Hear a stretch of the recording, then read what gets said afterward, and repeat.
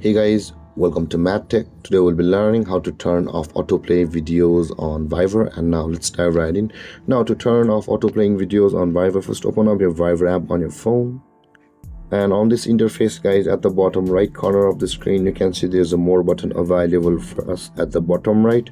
Tap with the three dotted icons, tap on the more button at the bottom right, and we'll land over here where we'll be required to tap on the settings of the Viber app over here just above minus. So tap on settings, and again over here, in order to turn off the autoplaying videos on Viber, tap on the media option available for us just below the calls and messages, and you land over here where you can see the second last option where it says the autoplay videos just above the restrict data usage.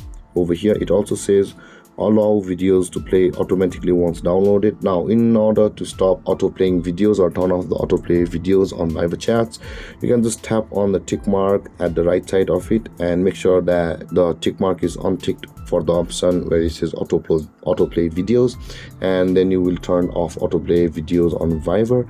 And with that being said guys, this is how you will be able to turn off autoplay videos on Viber.